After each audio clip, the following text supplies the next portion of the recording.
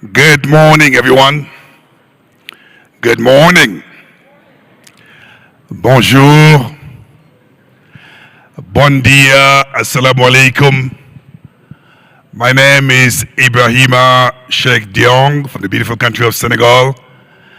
And I want to warmly welcome all of you to today's session looking at the big picture of the private sector in food security in Africa.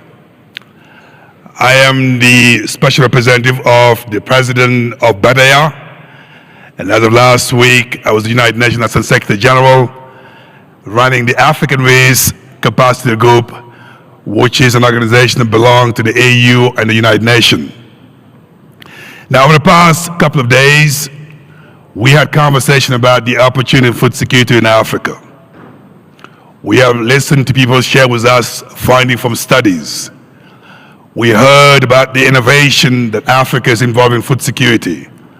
We even heard about the role of the SMEs across Africa. So there's no doubt, and there's a consensus, there's potential. But potential do not get realized unless you put the incentive and the structure in place. What we'd like to do in this session is looking at the big picture of the private sector role in food security in Africa. We're going to look at the best practices, the innovation, looking at flagship programs, looking at incentive, looking at internationalities. We're going to have a great conversation, but more importantly, we're going to innovate this time. We're going to bring you into the conversation, the audience here. So at some point, you can comment and ask questions as long as you keep it short so we can go back to our panelists. So we can all be part of a bigger conversation about food security in Africa, the food system, but also the role of private sector. Now join me with a warm welcome as I invite on stage our panel members for a conversation going to be extremely lively. So Jam of the sector, looking at what you've done. Thank you very much, and from the onset, let me express my gratitude for being here. Let me share three big innovations that we believe, as we scale them, will contribute significantly to the food systems in Africa. The first one is on helping small-scale farmers to adapt and mitigate against climate change. I think we have not appreciated or continue to underestimate the impact climate change has had on small-scale farmers. Our intervention, or innovative intervention, one, is capacity building in the small-scale farmers. Help them to adopt agricultural practices that help them to cope with the adverse effect of climate change, or mitigate or adapt to the environment they find themselves in. The second aspect of it is try to de-risk small-scale farmers from those adverse effects so that credit can continue to flow or finance can continue to flow. And I'm glad to speak of a project with IFC where we have funded $200 million of support in partnership with IFC. And last year, So Equity Group ranked the bank with the largest number of mitigation and adaptation loans in the world among 258 global banks that were evaluated.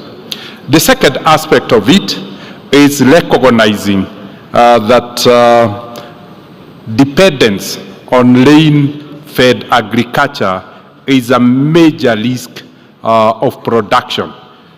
When dealing with the finance, the biggest risk is not credit, it's production risk. And as a result, we have partnered with KfW of Germany, and within the last 8 years, we've been able to build successfully 24 irrigation schemes that has removed all those farmers from the dependence on rain to feed agriculture. And the third one that is proving not only innovative, but very disruptive, is where we have worked with the MasterCard Foundation, not only to capacitate and de-risk the farmers, but to introduce blended finance, such that MasterCard Foundation brings in components of grants, the bank brings in components of commercial lending. Governments bring in extension services and capacity building. And in the process, we have been able, to access credit to many small-scale farmers because of credit risk sharing. And as a result, interest rates are low. Let me stop there with those three. Right. If there's time, we can add more. Absolutely. So, James, let me push you a little bit, though, because break it down to, for example, small farmers, small African SMEs that are looking at coming to the bank, a commercial bank you are. Is it an issue about bankability of projects or projects that are actually well prepared? Where do you see the challenges in dealing with small farmers and SMEs in dealing with banks like yourself? Shortly. There are three major challenges. The first one is a policy challenge. I think we have an incoherent and integrated policy frameworks in dealing with the small-scale farmers. Most governments treat agriculture, particularly small-scale farmers, as a social sector other than a commercial center. As a result, the market have never been able to play in. So the issue of dealing, advocating for better policies, integrated policies. The second aspect that we have seen as a big challenge is uncoordinated efforts between philanthropists, foundation, public sector, and private sector in their approach to small-scale farmers. All of us are playing a role, but it's not coordinated. Right. So we are all over and without a coordinated. The last one we have seen is the issue of access to markets. Small-scale farmers have a lot of challenges. Mm-hmm. Their production is small, so the cost of aggregating is huge. The cost of logistics is huge, but the biggest challenge that goes with them is the low level of productivity. Right. On average, the small-scale farmers in Africa, to reach global production rates, can increase their productivity 6 to 8 times. Now, if your production is 6 or 8 times lower than the average world production, and you are in the same market, then your ability to afford inputs, the ability to compete in the marketplace is very limited. So we see those as the 4 big challenges that we need to deal with if we are to be successful. All right, so Delphin, you run one of the largest insurance companies on the continent of Africa. You and I, in a previous life, worked together in dealing with climate risk. So building on what James had said, looking at the nexus between climate and food system, walk us through what your organization is actually doing in de-risking, but also providing the incentive for private sector to see the sector as an attractive place to put some money into. Thank you, and happy to be here. So I'll take the question from 2 perspectives, right? From first, as a running an insurance company in Africa, and also, so running an insurance company in Africa, also from the perspective of AGRA, as a board member of AGRA, and also to put some perspective into the conversation a bit. When we look at smallholder farmers, 95% of the production is being processed through SME, agri-SME. But then when we take a step back, and these agri-SMEs are key to funding jobs creation, etc. But then, to your point, when it comes to financing these agri-SMEs, only 75% are still looking for financing. There's a $100 billion gap in financing this sector as a whole. And the reasons why they are not financed were given by you earlier. So there's an issue of, in Africa in general, when we look at international investors, including the insurance company, most of us, at least in the global sector, see the African countries as subgrade investment. We all know this, so it's very difficult to invest. So that's one thing. And then when it gets even worse when you talk about investing in agriculture, especially with the impact of climate change that's happening. You invest in the agri sector, then there's a flood or there's a drought, and you're not even sure that you'll be able to recuperate your investment. Right. So there's a bit of challenges that are there. And so when you take a step back, both from drought protectant or able to manage climate change, but also, as you and I know both, there's the insurance sector that we can also use to de-risk some of the investment in the agri-sector. Right. Delphin, let me again push you a little bit, because you and I are very passionate about this, and that is the importance of using actually data, risk profiling, at least understanding the exposure of our countries to climate risk, for example. And more importantly, you're also very passionate about the affordability of premium in case countries have to go, let's say, to the insurance market to afford that protection. Talk to us about that risk profiling, but also the affordability of premium for African countries. When you look at risk profiling as an industry, you have different pockets, right? Because you don't look at a country on its own, because if you look at a country on its own, you will not be able to insure a country.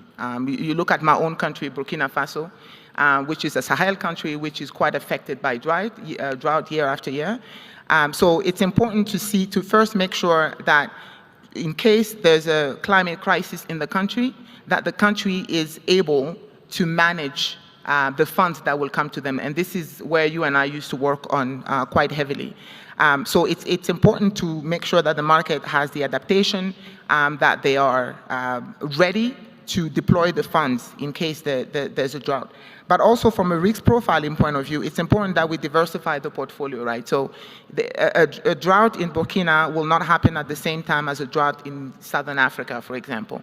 So it's also important to ensure in the case of the Africa risk capacity that we both were in for many, many years, it's important to also make sure that you have country profiles that are different from one another, because this is also what helps you when you're looking for reinsurance in the background, that the reinsurance market is able to support you to make sure that if there's a loss in one country, at least in another country, is at peace for that year. Excellent. Thank you, Delphin. And Kendra, we're going to pick up with you and bring a different perspective. That is the NGO perspective. I love your title, Chief Transformation Officer. It's all about transformation of the sector. Now, walk us through some of the innovation that you engage in as an organization in Africa with regard to the food system. And I'm sure you're involved in some interesting flagship program that you can share with us. Walk us through your perspective.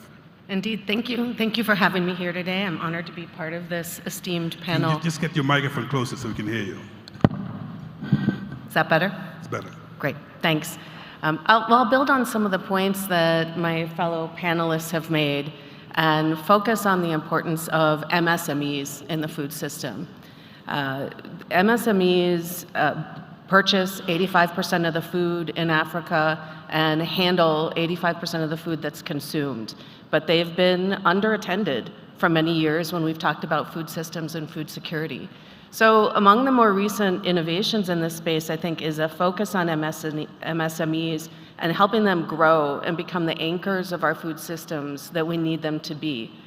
The most impactful programs or transformative programs that I've seen really combine technical assistance that's tailored to helping those businesses grow, even while they help to meet some of our development objectives, with appropriate finance that allows those businesses to generate positive IRRs while they're engaging smallholder farmers in inclusive supply chains or focused on producing more safe and nutritious food for the consumers that they serve.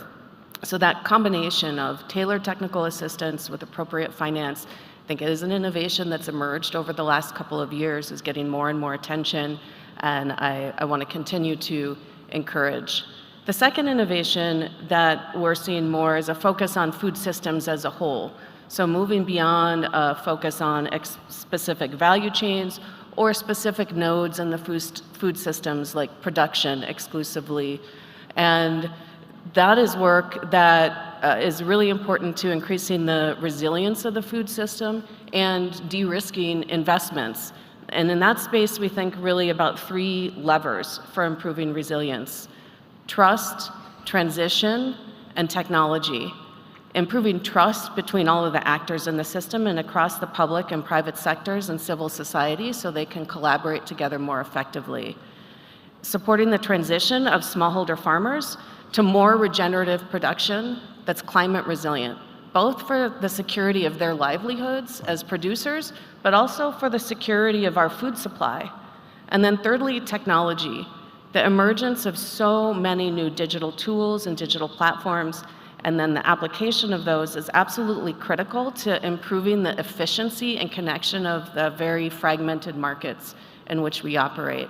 So those are two innovations that I'm excited about right now. Now about Kendra, obviously one of the conversations we're going to have to the scalability of this initiative. I know recently you've launched something in Kenya. Talk to us about that Kenya initiative. But more importantly, whatever you've done in Kenya, what is the scalability potential in other parts of Africa? Great, thank you. So as our CEO announced earlier this week, we are in the process of launching a USAID-funded Feed the Future local food systems activity in Kenya, which will help 200,000 people improve their incomes and increase the nutritional profile of at least 60,000 women and children across Kenya. That is a food systems program. So we'll be working very specifically with MSMEs in the food system, ranging from food processors and aggregators to micro retailers, which play a critical role in the food system around last mile distribution to consumers, as well as commercial extension service providers, but building on the FIPS Africa Village Business Advisor model across the region. I think what's exciting about that is the potential to really work at the systems level. Right. We'll be collaborating closely with county governments to make sure that we're aligned with their priorities and creating platforms for the businesses in those counties to come together with the government and identify what are the policies, what are the practices that are hindering the emergence of these critical MSMEs and addressing those together in the way that serve the goals of both parties. Yeah, Kendra, I see a lot of synergies with James Mwangi, who's from Kenya. I'm sure after this conversation, you'll have a conversation about working together. Absolutely. Because the summit is also about building partnership and alliances. So there you have it, an opportunity for collaboration. Now, Samuel, you are from the Bill and Melinda Gates Foundation. You're bringing the philanthropy perspective to this conversation about de-risking, to get private sector to be more involved in the sector. Walk us through your perspective, what you see from a philanthropy perspective in terms of your contribution to this private sector and get the private sector to be part of the solution. Thanks again. And it's a pleasure to be part of this esteemed panel. Maybe I'll start by making a couple of connections to what my fellow panelists have said, by going back to just the basics around why, especially at the foundation, we're focused on small-scale producers. So why is financing important for small-scale producers? It is important because it's core to their livelihoods. Dr. Mwangi talked about yields and yield gaps between what we see in Africa and what we see in other parts of the developed world. The only way you're going to address that is first by thinking, what technologies need to get into the hands of small-scale producers and smallholder farmers so that you can address the yield gaps that we're talking about, whether it's in crops or whether it's in livestock.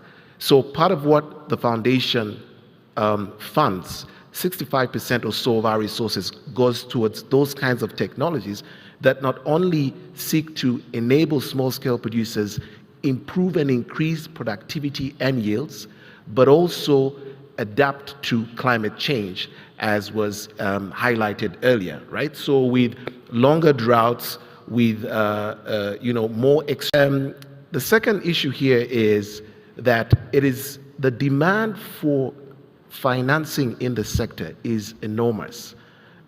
200 billion annually is needed. So it's not the kind of challenge that will be solved by one or two key players. I mean, if you collected all the blended facilities that currently exist across the continent, you're probably not even getting a 10% of the demand. So it's a much larger challenge that requires these partnerships and collaboration. And so when we think about how to convene partners and mobilize collectively, this is where we we come to the de-risking part. How do you get Dr. Mwangi and Equity Bank? How we get partners from, Bank of Kigali, or how do you get partners from Centenary Bank, private sector impact funds to sort of coalesce around this opportunity? This is where the foundation or, philanthropy could play a role and does play a role. And increasingly where we see the role of philanthropy is really around what we call breakthroughs. So in the science world, a breakthrough could be something like a water efficient maize variety or a dual purpose poultry. In the financing world, for us, a breakthrough could be something like collateralizing contracts, right? Where farmers lack access to land or lack tenure to that land, what else is available that could unlock financing for them? Alternatively, you could look at credit scoring. So right now, with farmers, where they lack visibility around their transactions, we still know that they transact.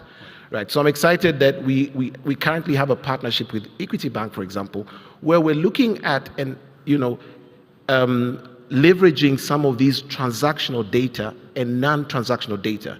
So how often does a farmer transact? When they buy inputs, when they sell produce, where are they farming? What are their yields? What is the soil type? You get all that data and you start to build a profile for that farmer. The next question becomes, how do you take that to scale? With Equity Bank, beyond Equity Bank. Absolutely. So that's the role of philanthropy. Excellent. Well, let's just say a little bit on the nexus between climate and actually food security. And I know that Gates is also trying to make a breakthrough in the climate sphere as well. Walk us through precisely what you're doing, for example, in addressing climate shock, risk profiling, and even in some cases like data management that makes some of these information that's more reliable for African countries. Great. So we have a strategy that's focused on climate adaptation. And again, within the foundation, early warning system, make it accessible to farmers. Now, you guys talk to me. I want you to talk to each other because I think it seems when I hear from your conversation, a lot of synergy. So, James, back to you. Just react to what you heard from the other panel members and feel free to even ask them questions or challenge them a little bit. And I'll get to you, Delphine, as well. James, over to you. Yeah, thank you very much. I think you are spot on. As we said, what we need to do is to really work more closely together, philanthropists, the private sector, the public sector, so that there is coherence. And there is significant, as Samuel said, if you aggregate all that is available, it may only be 10% of the need. Right. So for that 10% to be effective and impactful, we need to reduce waste. We need to reduce duplication and overlaps. And that is then how we can make what is available a little bit more elastic. I believe the 10% can be 18, 20, 22% of the need if we aligned properly. I look at banking and insurance. They can really work closely together with crop insurance, and then the bank can stream up the finance with that deficit. Well, it comes like to Bill and Melinda Gates, we are developing a system together that captures all data of interest about a farmer. And with that data, then you have a global view. So this is already happening, but looking at my co-CEO here, I think we can have a conversation after this. Yes. I think I'm just going pick on. It up from there. That's exactly what I wanted to say happened. So from what James ended, what do you want to challenge? Yeah. What do you want to partner with? No, I'll say, I've listened to my panelists here. And then the one thing that we need to just keep in mind is that we're still scared as private sector to invest in the agri sector, right? This is a challenge. If you take the insurance industry in Africa, right, we have probably about 150 billion assets under management. Mm-hmm.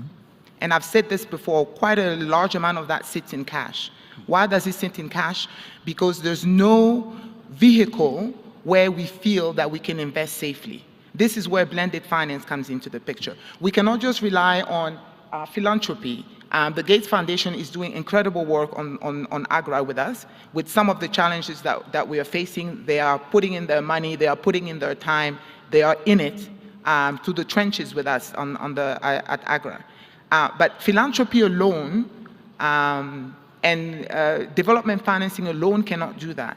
But the way for the private sector to get a bit of comfort, because private sector is for profit, we have to have a return for our investors and our shareholders.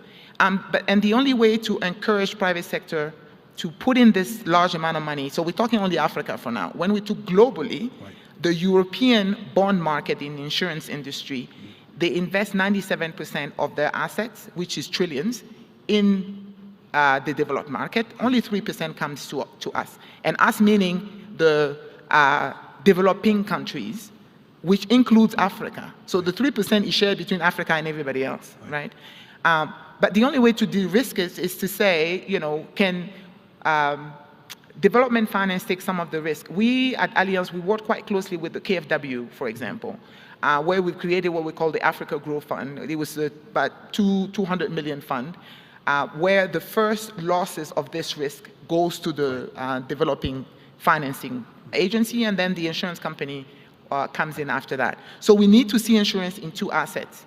It's the insurance part where we insure crops to make sure that the farmers are able to get their funds back for the next season, but also insurance companies are investors, right? They have large amount of assets under management, but we need support from everybody else to be able to deploy that. Absolutely, Delphine. So Kendra, picking up from there. So where do you see opportunities for partnership?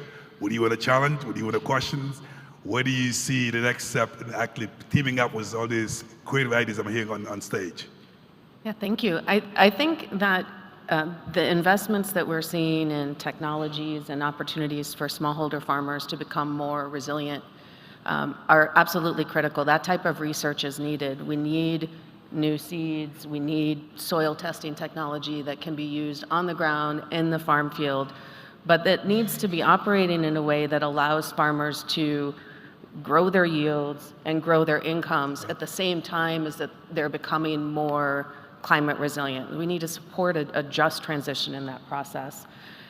The private sector has proven to be the most effective means of reaching people in deep rural areas, whether that's the Coca-Cola that you can find anywhere in any corner of the world, or other types of products and services. And so I'm really interested in understanding how you all think about taking those really important advancements and innovations, but getting them out to that last mile, getting them to the farmer, and partnering with the private sector to enable that in a way that's commercial, so that it lasts when those of us from the philanthropic space are pulling back. Yeah, so Samuel, pick it up from here. I mean, you're already working with Equity Bank, but you heard other panel members talk about the risk insurance, private sector. What inspires you in terms of partnership from the panel members that you heard from? Yeah, so maybe I'll just start with the example she gave. When you talk about the likes of Coca-Cola and their ability to reach the last mile, Coca-Cola does not build the roads that get to the villages, right? And Coca-Cola is not the only company that uses those roads ultimately. Unilever uses the roads and so on and so forth. So part of what we are trying to sort of focus on now, more importantly, is what we call digital public good or digital public infrastructure. Right. So again, going back to our collaboration with Dr. Mwangi and his team, when we think about the information that they're starting to gather, some of that information sits outside their core mandate, right? When he talks about things like yield data, when he talks about things like location-specific soil data, that is within the mandate of the research institutions in Kenya. And so the ability to develop these products that are not specific or restricted or exclusive ensures that the barriers to entry for different partners and players are then lowered. So that where you have a fast mover like Equity Bank that gets a product out because they're excited and they're investing in that, it means that once that's proven, then the barriers to entry for others to come in, because again, we're talking about a 200 billion a year opportunity here.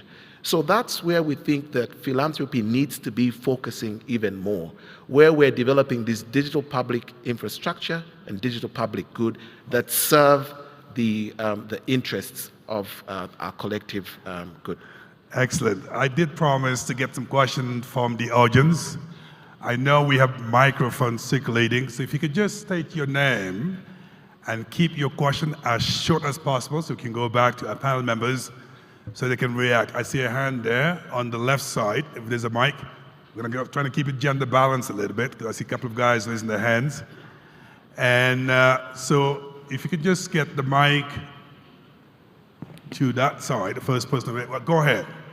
If you just do me a favor, just keep the question as short as possible, please. Thank you very much. I am Ibrahim from Somalia. You talk about the climate finance and how can we leverage climate finance for food systems. And it goes back to the idea of bankable projects. We have been facing difficulties to access to these funds. They say there are billions of dollars there, but at the end of the day, you have to write the things in English, and English is not our first and second, third language. Right. Is it bankable means it's not your English, good English, or it's not good French? Or what does that mean? Thank you very much. Thank you very much. That's the shortest question ever. Bankability as a language. I see on the side there. Please, you just give the microphone. That was the shortest question. I like that. Go ahead. Yes, good morning. Alfred Bizoza from the University of Rwanda. Just want to ask, how do we really ensure policy coherence because of different interventions? Can we start now taking the value chain as the entry point for programming and planning so that we know what are the duplications around the value chain, what are the complementarities, rather than staying in a big ecosystem of the policy? Thank you. Thank you very much. I'll get a question from that side. Yeah, there you go. There's a lady there on the back. No, on you. There you go. I'll come to you afterwards. Good morning. My name is Susan Oranye. I'm from USAID, Nigeria. My question is for the lady, Traore Delphine. Regarding pension funds and insurance funds, they're similar, they're long-term funds. Do you think blended finance is the only way to attract them into the agri sector? Because like you said, there's a very, very risk-averse attitude towards agri. So do you think blended finance is the only way? And lastly, for the gentleman at the end, Samuel, who will fund the digital public infrastructure? You know, what are your thoughts around that? Thank you. Thank you. We'll get one last question here. We'll go back to, I think I saw a hand on that side. There you go. Thank you. My name is Bengario from Ikore, Nigeria. So my question goes to Samuel. So there have been lots of data. We see that there is few data for in agriculture, especially livestock. And even the few that are available, nothing is being done. They barely make use of it.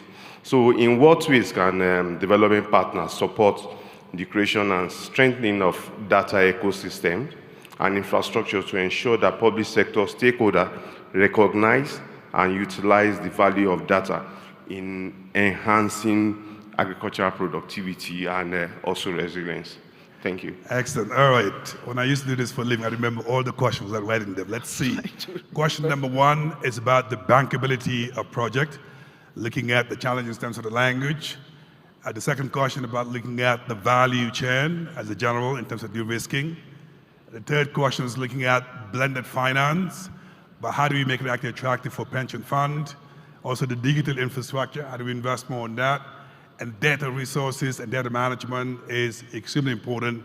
What investment do we need to make in that to make sure that information is actually reliable? I think I remember all the questions. If you think I remember the question, give me a clap, come on, huh? All right, so I'm gonna go back to James to react to what you heard. Bankability, it's not just about technicalities. Language is a challenge. How do you see that bankability questions? Thank you very much. I think that is a very pertinent question as to whether the players are able to fully understand the needs and aspirations of the small-scale farmers and whether language is a barrier, and also what one would call the specificities of a certain region, certain locality, certain communities, whether that is factored. I think collaboration between international actors, domestic and local actors, would really act as a bridge to ensure that projects are fully understood and that the objective is not lost through language and is also not lost through semantics, such that there is somebody who helps to articulate. The second aspect of it is also the issue of field visits. What I've come to appreciate is that what you see on paper, when you visit on the ground, sometimes you have a very different understanding. You get deeper insights. The interaction between the project owners and champions and the financier is much promoted by such field visits. So there are mechanisms that would help alleviate that challenge. Yeah, but James, just to dwell a little bit on that, because I think this is something that's been all the conversation about bankability of project. That's why the commercial bank can't work with the African SMEs. Do you find yourself in a situation where the project itself, in terms of the market, in terms of the potential, is very sound, but the way it's presented to you, it's not in the bank language side? So when do you work with the DFIs and making sure you provide the technical assistance to actually improve the quality of the presentation, so you don't lose an opportunity? Because this is something that I've dealt with when I was at IFC, and it's something still remaining in dealing with African SMEs. Yeah, there's quite a lot of that in the whole project analysis and project configuration. But let me pull back and say, what do we see as the biggest challenge with agriculture? The fundamental problems with most of the projects are two. The first one is the low return perspective of agriculture. Right. If the return is such that it doesn't, or the productivity is such that the returns doesn't meet the risk-return trade-off, then we have a challenge from day one. And that is why productivity gains, to me, would be the game changer, because it will make most of these projects commercially viable. The second aspect that we have struggled a lot with is the issue of access to markets. The project is very viable on paper. Everything looks like it will work. But what happens to the produce? After 40% of it is lost with post-harvest losses. And then availability of the market. Glut in the market reduces prices sometimes by 80%. So those are some of the issues that needs to be dealt with as a sector industry perspective, because it's not a project that is the problem. It's the entire configuration of the market that becomes the challenge to the project. And that is why finance is shy to agriculture, because of those two problems. Absolutely. So, Delphine, there was a question about blended finance and pension fund. Go ahead and address that question. So let me, because we tend to talk high level, right? So let me take it down one notch. And to answer your question, and I would like to come back to her, because when she said, is blended finance the only option, I'd like to hear if she has other options that she was thinking about. But I'll take it from the point. Yesterday, we were on this stage here recognizing young women in the SME sector that are supporting the agricultural function. I'll take two examples. One is the one that won, actually, the grand prize is from Nigeria, called, her company is called Real Fruit. Also, another one that won makes acheke across West Africa, that's called Faso Acheke. Say we as an insurance company with these pension funds, we decide that we're gonna invest in these women, right? Without blended finance, we go straight for investment in these women. And some of the discussion that I had with some of them yesterday was sometimes the supply is an issue. Why is the supply an issue? because sometimes there's a flood, so the manioc cannot be delivered. So then she cannot make acheke, she cannot sell it, she cannot reimburse us the money that we've invested in her. And the reason why she cannot have her supplies is essentially because there was a drought or there was a rain. So the only way for us in the private sector, again, we have shareholders that we have to respond to, but at the same time, we have to support the industry and make sure, and with the work that we do at AGRA, that these small farm holders become businesses. So for us to invest as insurance company, we need to de-risk our investment. And this is where blended finance comes in, where development financing is taking some of the risk away from us so we can deploy the funds and to be able to support that, because the risk is quite high because of climate change. So is blended finance the only way? For me right now, as an investor, as an insurance company, it's the only safe way for us to invest. But I'd like to hear if she has other options, that's why. You're certainly going to have a conversation, so you say I need you in the break to look at the other options as well, or I will bring you back into the conversation at some point. So Kendra, there was a question about the value chain, and as we innovate, how do we look at the whole kind of value chain as opposed to just at the entry point? Address that question for us, please. Sure, thank you. And I'll pick up on James's point earlier about the importance of market for smallholder farmers, which is one of the many reasons that we have to think of the value chain really kind of plot to plate when we're working in food systems. Food processors and aggregators are the markets for the predominant number of smallholder farmers. The irony of this is that many of them struggle to get enough supply, right? They don't have enough throughput to help their businesses work profitably. And so a great part of our work has been working with food processors over the last decade. We've worked with about 750 processors in 16 countries across the continent to help them grow their businesses, firstly, but secondly, to develop inclusive supply chains. We ran a program called AINFP, which recently wound down, that worked with about 250 food processors in 5 countries in East and Southern Africa. Those businesses are grain millers, bakeries, cooking oil refineries, and they bought more than $118 million in raw materials from smallholder producers across those countries, many of which were women. They accessed $14 million in financing. $11 million of that was bank financing, thanks to the support of AINFP and our partners, ISF Advisors and Partners in Food Solutions. And they sold over $29 million of safe and nutritious food to new markets. The markets for smallholder farmers are there. What's broken down are the connections between those. And that's where value chain approaches are absolutely critical, and then helping those businesses think about how to develop those inclusive supply chains that engage farmers productively, in some cases providing input or short-term financing, but also then providing markets for those smallholder farmers. Those businesses struggle with access to finance, especially working capital, and that's an area I think where blended finance will be super important.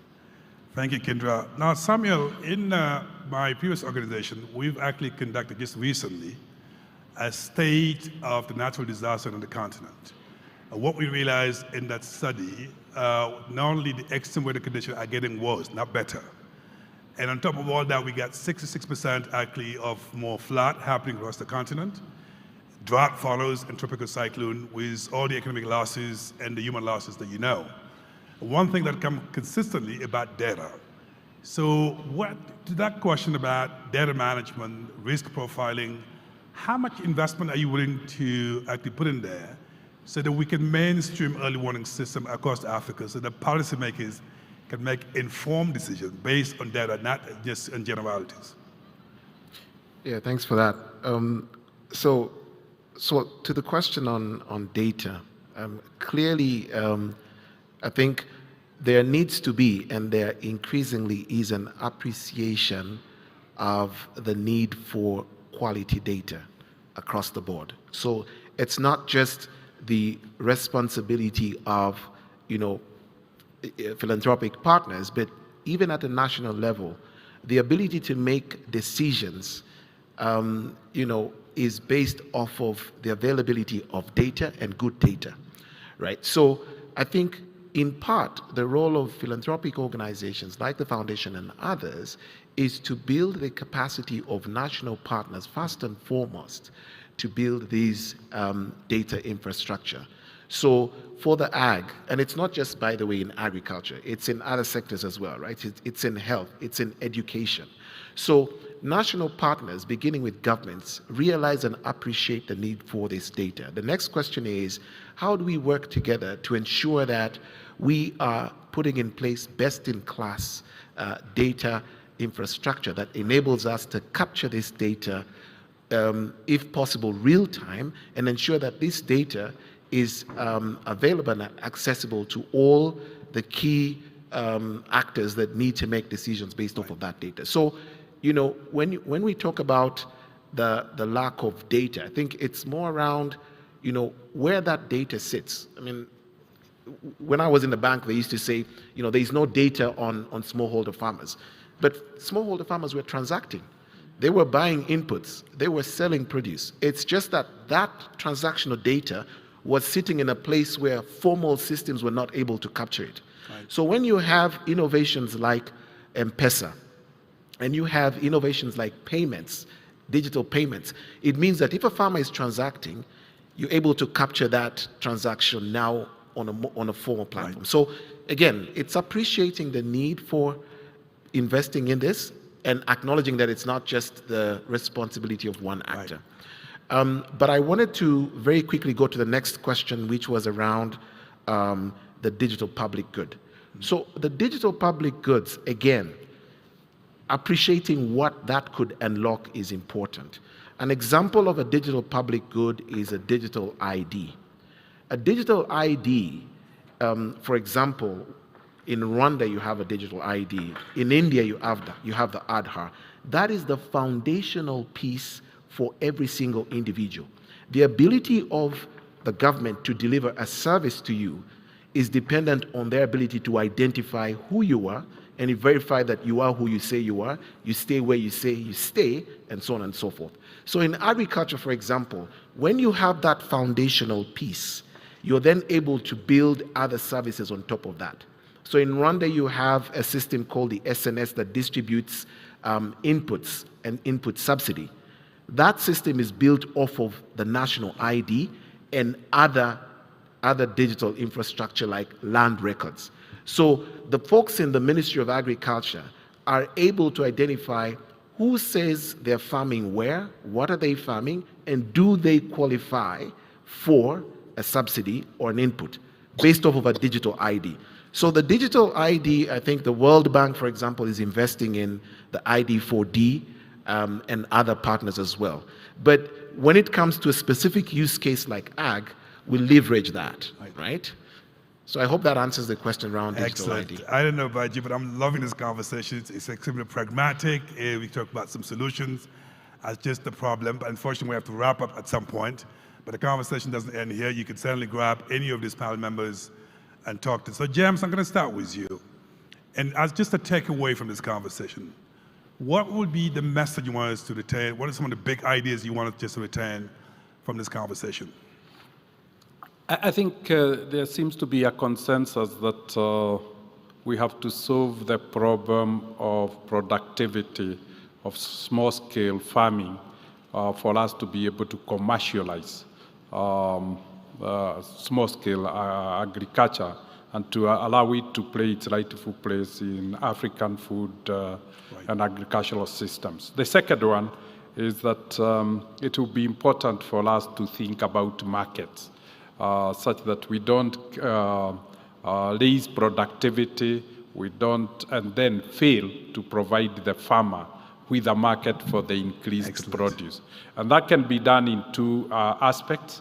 Continue with the value chain, agro-processing, logistics and storage needs to be addressed, but also more significantly is that agro-processing and targeting the urbanized population as offtake is important. And lastly, is the need to activate the African Continental Free Trade Area, because different countries produce different food crops. So there is a huge opportunity of an African-centric market, even without looking for external export markets. Thank you.